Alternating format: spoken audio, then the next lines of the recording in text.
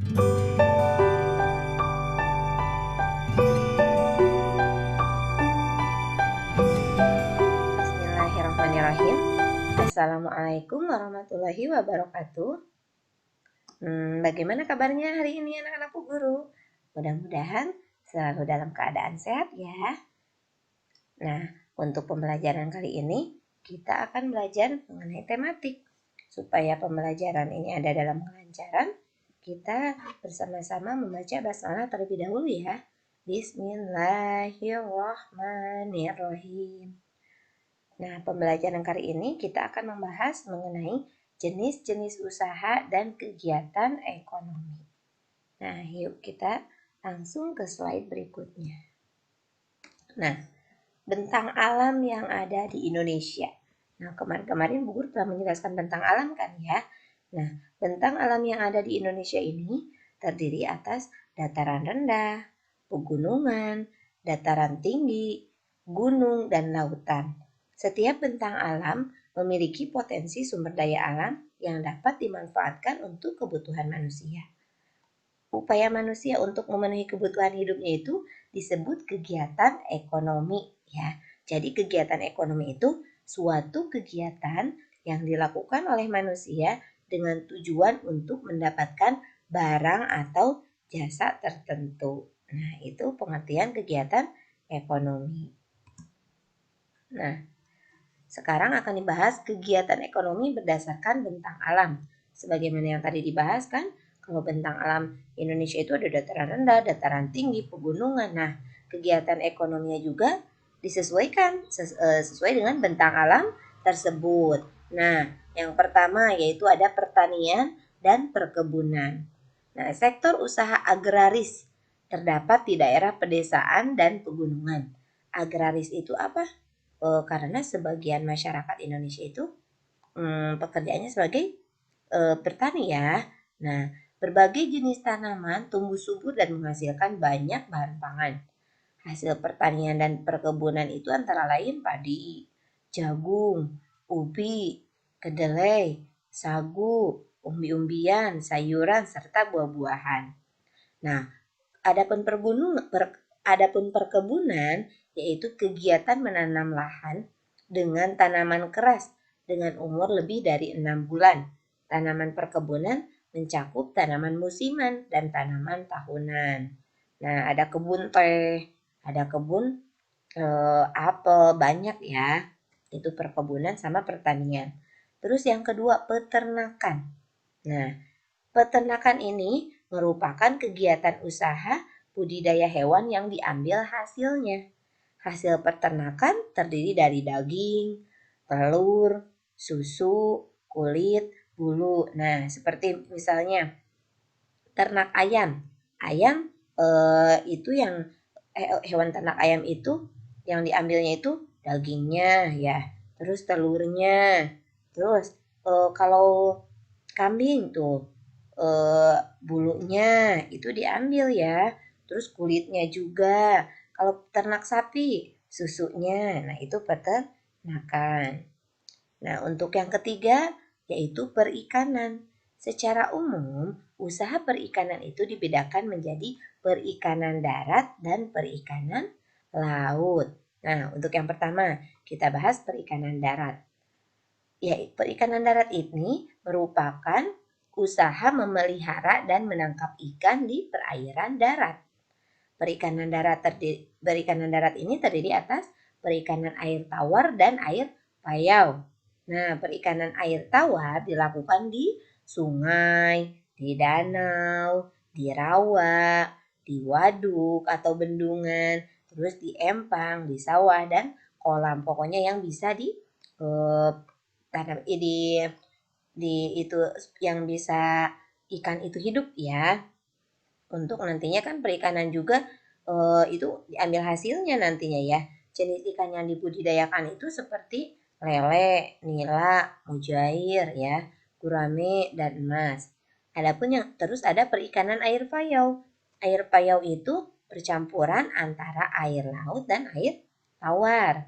Nah, dilakukannya itu ditambak di pinggir pantai. Jadi jenis ikan yang dibudidayakannya itu adalah bandeng. Nah, jadi perikanan itu yang termasuk perikanan darat ya, ada perikanan air tawar sama perikanan air payau ya. Terus yang kedua perikanan air laut. Nah, usaha menangkap ikan di itu tuh, perikanan air laut itu merupakan usaha menangkap ikan di pantai atau di laut. Nah, coba Bu Guru tanya, orang yang menangkap ikan di laut itu namanya apa? Namanya itu nelayan ya. Nelayan itu yang pekerjaannya menangkap ikan di laut. Di Indonesia, usaha penangkapan ikan di laut ini dilakukan oleh nelayan tradisional. Saat musim ikan, nelayan akan memperoleh banyak hasil tangkapan ikan. Laut juga menghasilkan udang, kerang, rumput laut, mutiara, dan garam. Selain untuk keperluan penduduk, hasil tangkapan juga ditujukan untuk ekspor ya. Nah, itu perikanan. Untuk selanjutnya yaitu pertambangan. Nah, karena dilihat dari kondisi geologisnya, wilayah Indonesia itu mengandung banyak barang tambang. Potensi barang tambang yang melimpah hendaknya dimanfaatkan bagi kemakmuran masyarakat. Contohnya tambang batu bara ya, terus tambang emas. Nah, itu harus dimanfaatkan bagi kemakmuran masyarakat ya.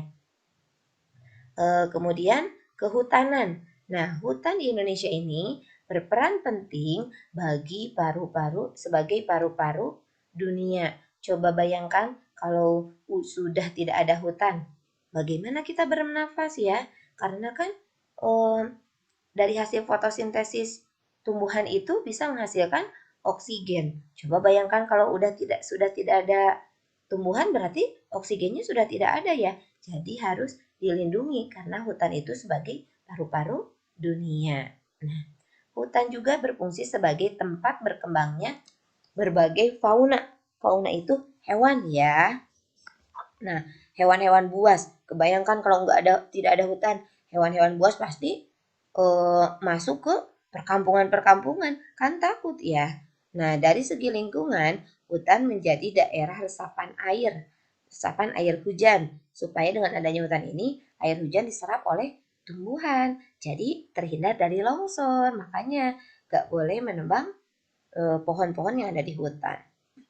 Hasil hutan Indonesia antara lain kayu jati, meranti, ulin, damar, dan rotan. Nah, kayu yang dihasilkan di hutan juga dapat bermanfaat untuk membangun rumah, membuat kayu bakar, dan industri rumah tangga. Nah, kertas yang kita gunakan juga itu kan dari kayu ya, makanya harus dijaga supaya hidup kita juga berlangsung dengan baik ya. Nah, untuk yang selanjutnya yaitu perdagangan. Perdagangan adalah kegiatan membeli barang dagang dan menjualnya kembali kepada konsumen. Kegiatan perdagangan muncul ketika kemampuan manusia atau suatu negara menyediakan barang kebutuhan bersifat terbatas. Nah, untuk selanjutnya ada perindustrian. Perindustrian adalah kegiatan mengubah bahan mentah menjadi barang setengah jadi atau barang jadi. Bahan mentah diperoleh dari melimpahnya sumber daya alam. Usaha industri dapat dilakukan secara perorangan atau kelompok. Usaha industri dapat dikelompokkan menjadi industri rumah tangga atau home industri, industri sedang, serta industri besar. Contoh industri di Indonesia adalah ada industri makanan dan minuman, kosmetik, obat-obatan, garmen, serta elektronik. Nah, itu perindustrian. Jadi, mengubah bahan mentah menjadi barang setengah jadi atau barang jadi. Itu namanya perindustrian. Nah, untuk selanjutnya kita akan bahas mengenai jenis usaha ekonomi yang dikelola secara perorangan. Nah, berarti kalau yang dikelola secara perorangan, ada juga yang dikelola secara kelompok. Di sini Bu Guru bahas dulu yang secara perorangan. Yang pertama, usaha pertanian. Nah, usaha pertanian ini dikelola secara perorangan. Usaha ini memiliki modal terbatas. Lahan yang digarap petani biasanya terbatas. Lahan persawahan dan tegalan.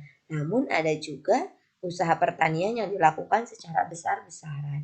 Nah, itu jadi sawah itu merupakan usaha pertanian yang dikelola secara perorangan.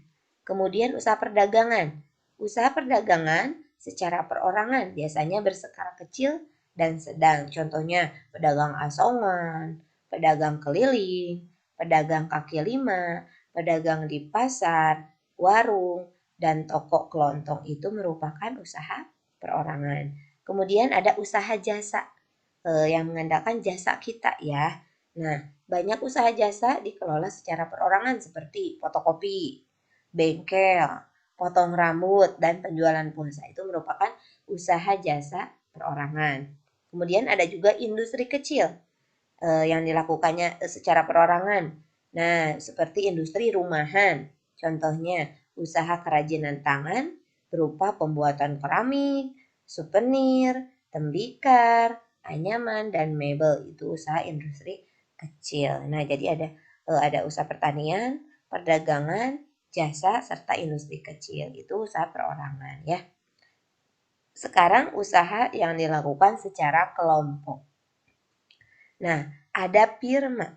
Firma ini usaha ekonomi bersama yang didirikan oleh sekurangnya dua sekutu. Sekurang-kurangnya oleh dua sekutu ya. Pendiri firma biasanya orang yang saling kenal satu dengan yang lainnya. Bisa temannya, bisa apanya, pokoknya orang yang saling kenal.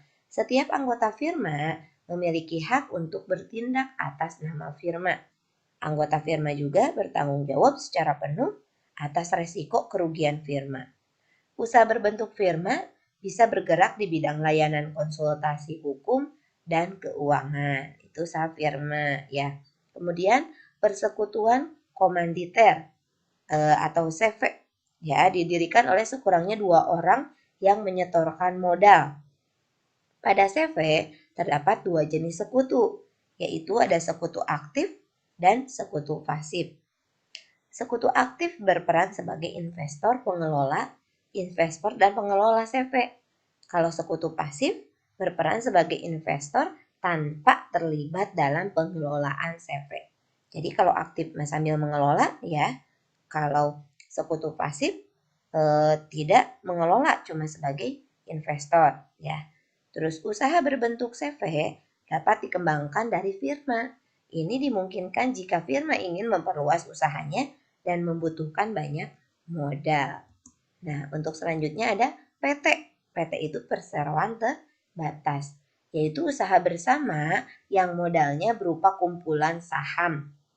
Saham diartikan sebagai bukti kepemilikan suatu perusahaan atau atas penyetoran modal.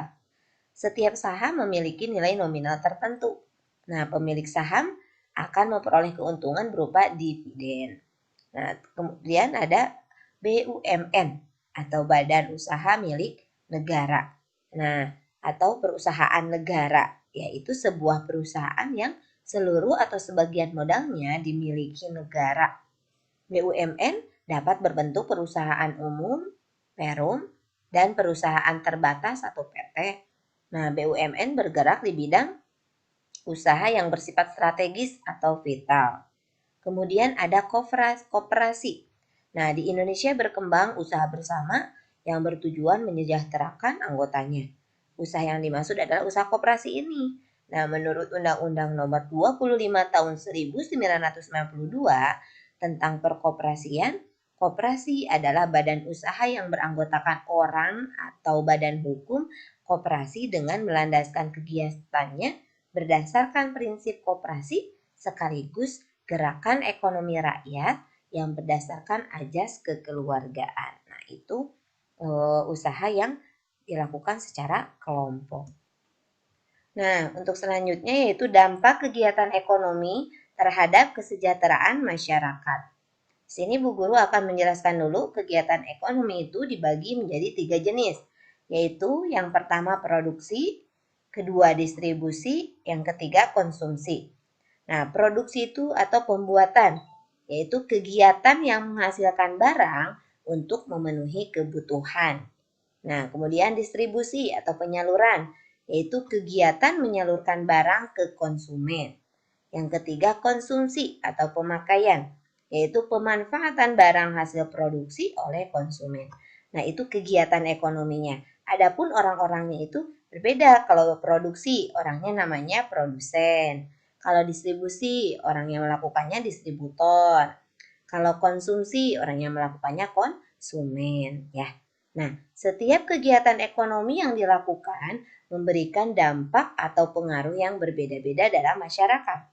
Jika salah satu kegiatan ekonomi tersebut terhambat, kegiatan ekonomi yang lainnya akan terhambat pula. Oleh sebab itu, kita harus saling menghargai dan menghormati jenis usaha orang lain karena semuanya adalah saling membutuhkan. Ya, jadi harus saling menghargai, saling menghormati, jangan saling menjatuhkan ya. Nah, alhamdulillah untuk pertemuan kali ini dicukupkan sekian. Mudah-mudahan anak soleh-solehanya Bu Guru bisa memahaminya ya. Wassalamualaikum warahmatullahi wabarakatuh. Dadah.